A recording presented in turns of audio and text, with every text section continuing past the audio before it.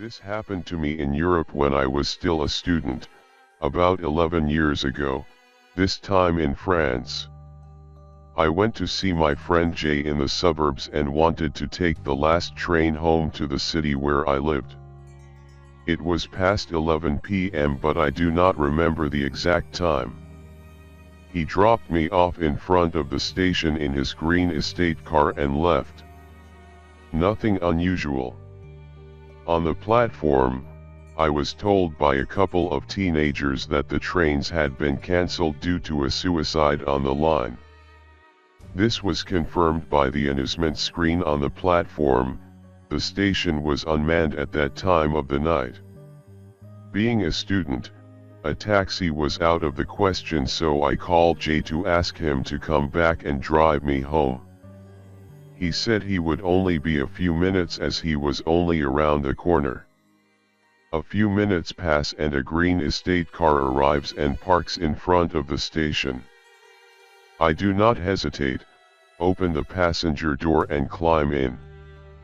And I am puzzled, why does Jay have little plastic bags filled with leaves on the dashboard? They weren't there earlier? Why does he have a machete stuck between the passenger seat and his seat? I look up at him to ask these questions and why is this guy not my friend and why is he staring at me like that? I snap out of it, me, I think I have the wrong car, him, I think you do, me, my friend is just around the corner, he's coming to pick me up, you have the same car. He locks the doors. Thankfully, Jay arrives at that point, passes us, parks and gets out of his car. Jay is big, does boxing, and the guy next to me sees it. The doors click open. I bolt out of the car, run to Jay, shouts at him to get in his car and drive. He doesn't ask questions and we drive off. Once I calmed down, he told me he got out of his car because he could see a bunch of youngsters approaching the exit of the station and they had baseball bats.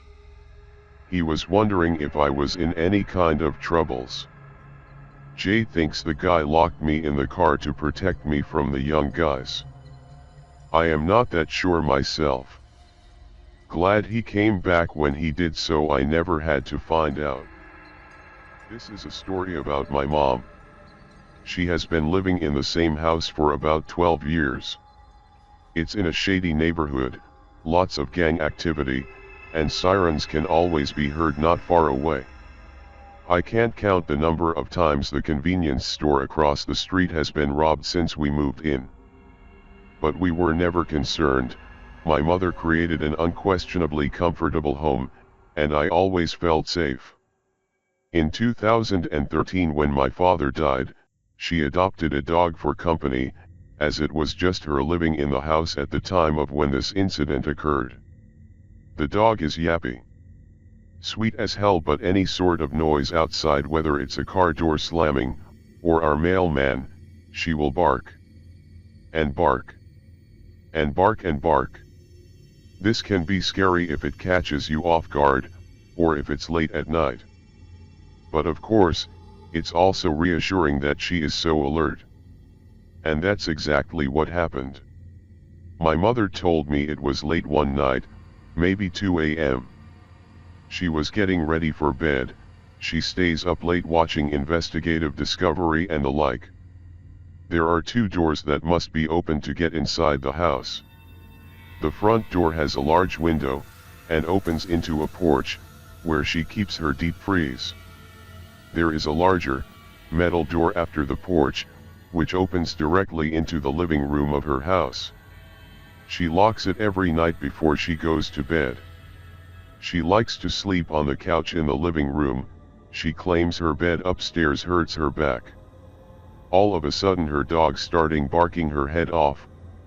At first my mom scolded her, assuming she heard a car pass by or something. But then my mom heard it too. Someone was knocking on the front door. The doors had muffled the sound of the knock. My mom sat there silently contemplating what to do, and hoping whoever it was would just go away. But it persisted, as her dog did. Now, my mother wasn't born yesterday. She's a tough old bird, and won't take anyone's shit. She opened the metal door and went to the window. Lifting the blinds, she saw a disheveled girl standing on the front step. My mom thought she was perhaps drunk, as she was unsteady on her feet and slurred when she spoke. My mom asked her what she wanted. "Is Danielle here?" the woman asked. "No, there is no one here by that name." My mom responded politely, as she dropped the blinds and was about to go back into the house. The woman pounded on the door this time, with force. Lots of force, in fact. My mom thought she had been kicking it.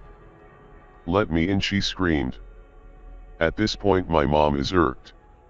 She goes back to the front door, lifts the blinds again and adamantly tells this woman to fuck off, that there is no one there named Danielle. This woman finally left. But it wasn't until the next day that my mom realized the trouble she could have been in if she had opened the door. Her front yard is surrounded by a short metal fence, about waist high. She gives us hell any time we forget to close the gate, and when she was retrieving the morning paper she noticed this woman had left the gate open. Annoyed again, she put on her slippers to go outside to close it. That's when she saw it. Laying on the grass beside our walkway was a crowbar. My mom then understood what force was used to pound on our front door. She had no idea the woman had been holding it. The window itself can see a person on the other side from about the chest up. And it had been dark. Who knows what could have happened if my mother decided to open the door. This story includes a lot of paranoia and it may be a long shot, but here we go. My family and I lived in a nice house in a relatively friendly town from the time I was 6 until I was 11.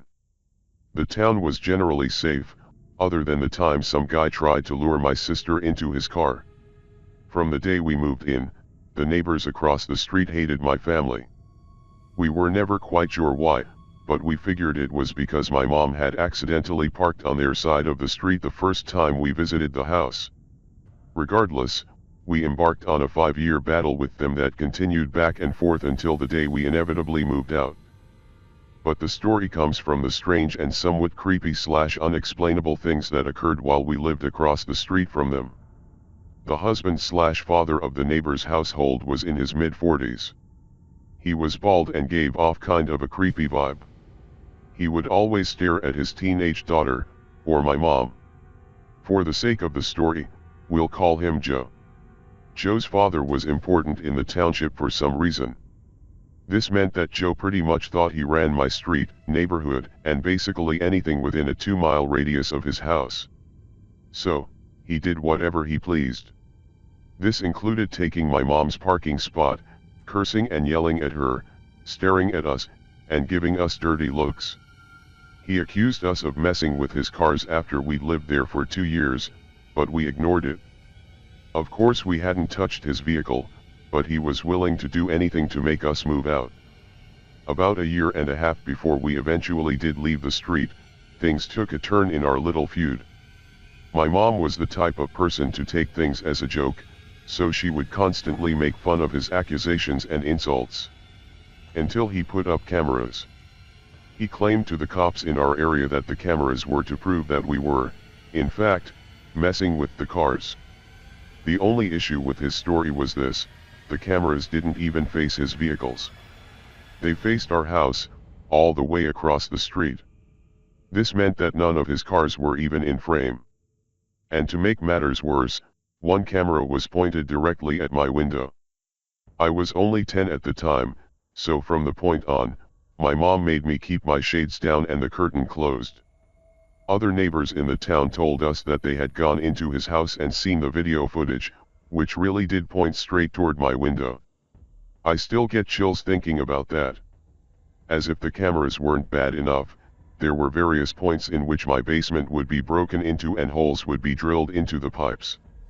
We had doors outside that led to our basement stairs, and no matter how much we locked them, the drilling didn't stop. We eventually had to nail wooden boards to the entrance. A few months before we moved, my mom had come home from the store late one night to see someone jump from the fence that separated our years from the street. The guy just stayed in his car and stared at her. To this day, my mom is convinced that all of these things were just tricks Joe was pulling to get us to leave. They worked. Joe, let's not meet again. Because quite frankly, you're creepy, even if you didn't hire people to break into my house and basement.